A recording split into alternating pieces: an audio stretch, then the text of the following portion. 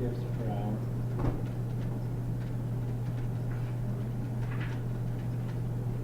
So this is their rate. Okay, let's talk about Brad's rate. Which would be 14 gifts for 2 hours. So that would be a rate of 7 gifts per hour. And then the last person is Mark. And they gifts to Mark making an hour. Okay? So it would be 15 for 3 hours. So you're looking at 5 gifts an hour. Set this up, how long will it take you to do 54 gifts? Well, you're going to take Brad's rate times how many hours he's going to work, plus Brad's rate times how many hours he's going to work. So they're all going to work the same amount of time. And 5x for the last one. When are we going to have 54 gifts? Well, when we set it equal to 54. Add all these guys up. You're 24x equals 54. Divided by 24. So it looks like these are both divisible by 6. This would be 9 over 4, or 2.35. Okay.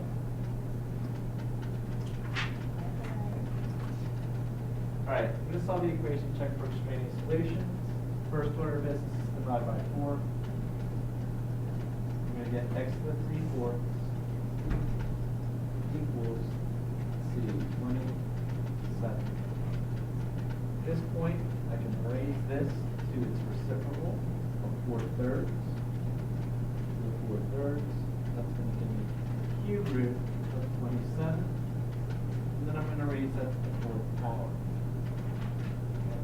So what actually happens here is this is going to give me 3 to the 4th, 381. To check for an extraneous solution, you want to make sure that when you substitute that in, it's going to work. And sort of plug 81 in here.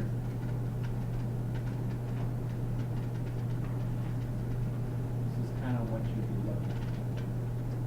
Okay? We'll buy a little more space here. So I'm going to have 4th root of 81. 4th root of 81 is 3. 3 cubed is 27. 4 times 27 is. So, that guy works. 2. How do we get rid of a half in the exponent? Raise it to the power of 2. If I do it to the left side, I need to do it to the right side. So we're going to have 2x plus 5 equals 16. So 2x equals 11. X is equal to 5 plus 5, or 11 over 2. Now I can do is to check to make sure 11 over 2 works. So I'm going to substitute that in for x. Plus 5. The 1/2. I have to make sure that equals 4. So if I double 5.5, that gives me 11. I will then do 11 plus 5 is 16. Remember, when I raise something to the half power, it's the square root of 16 here. This is 4 equals. So this is not an extraneous solution. It works out.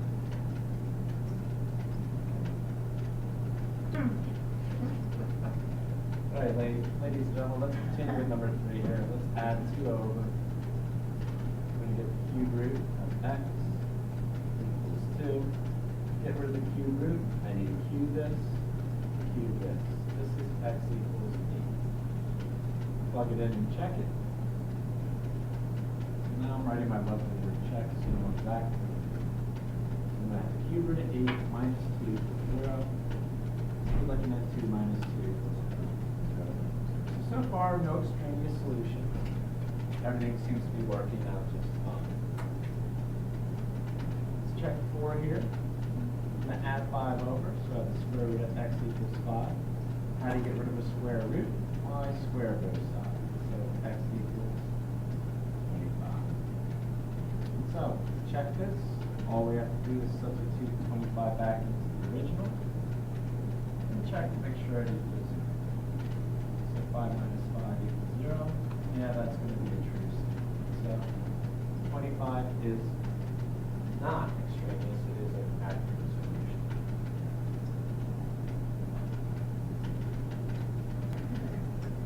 All right, here we go again. As you see, the problems are getting a little bit more longer. Stick with the order of operations, doing them backwards. So we're going to get rid of addition and subtraction first.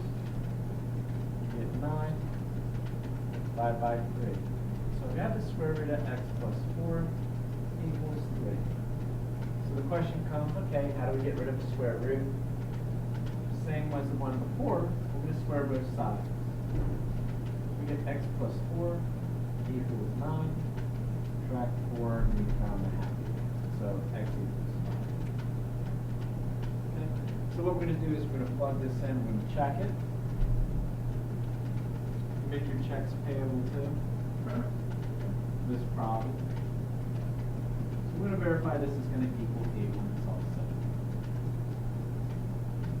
So the square root of 9 is 3, so we have 3 times 3 there, minus 1.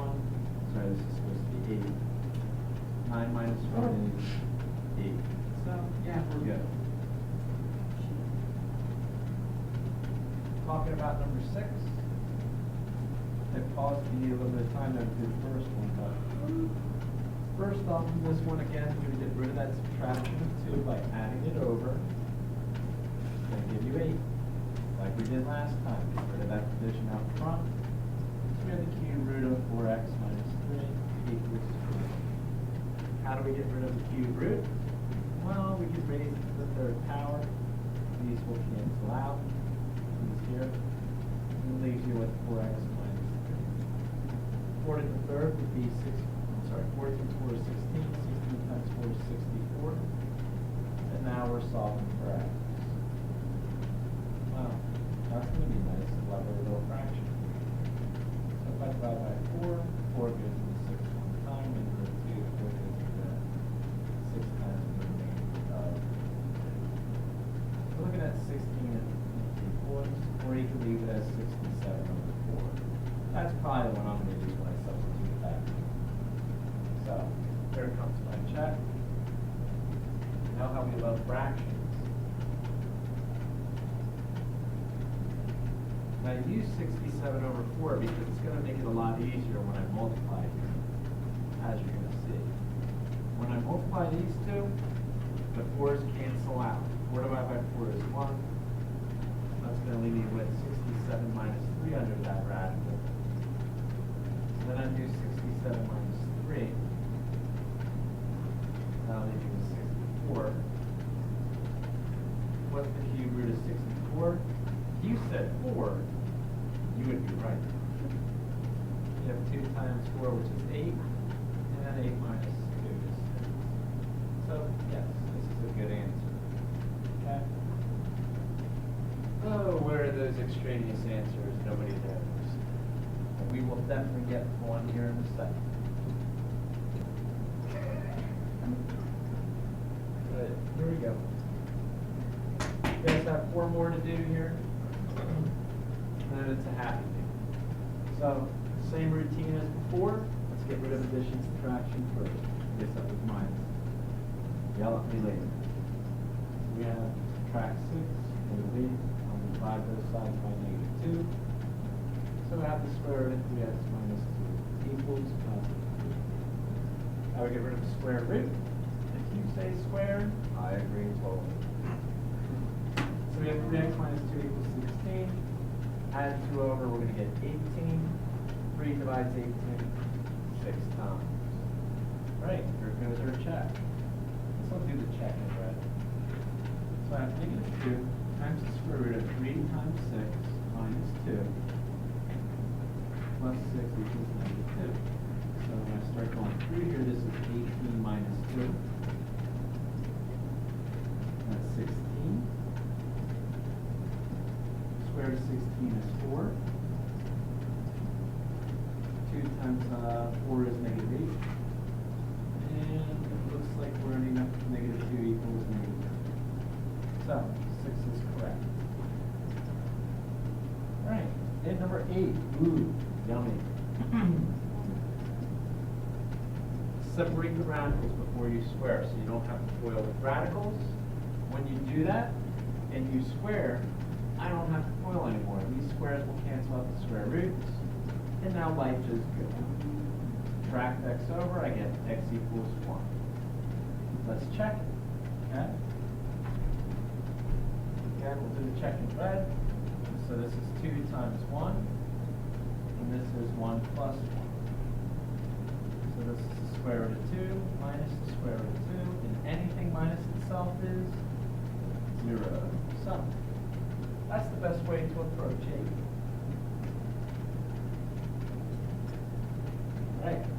Same thing as in number 8. The square roots are by themselves, so let's square both sides. This is 4x. Over on the right, square root cancels out. So we're looking at 3x equals 3, x equals 1. Mark back in, and we'll have a check. Carly Pan.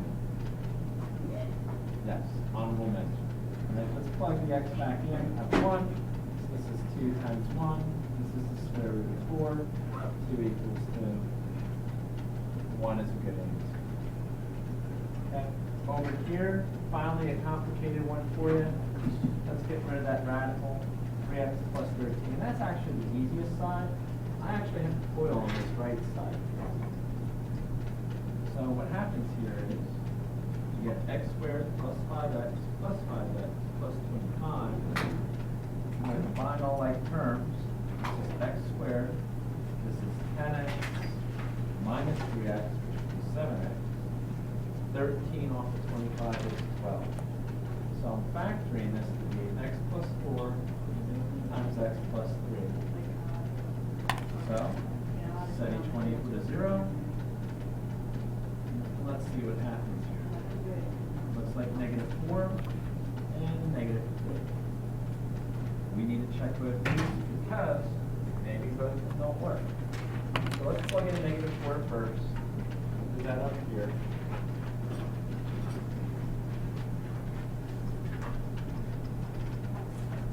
Okay. So we have -12 plus 13. That equals +1. Square root of 1 equals 1. 1 equals 1. Yes, so this is a good answer. -4 is go. Let's plug -3 in. So that's 3 times -3 plus 13 under the square root and -3 plus 5. This looks like it's going to be okay as well because this is a positive. Well, let's keep going. So this is the square root of 4 equals 2. Yeah, 2 equals 2. So both answers again work. None of them today were extraneous. May the force be with you. If you have questions, fire away. Send them to me. You guys have a good day.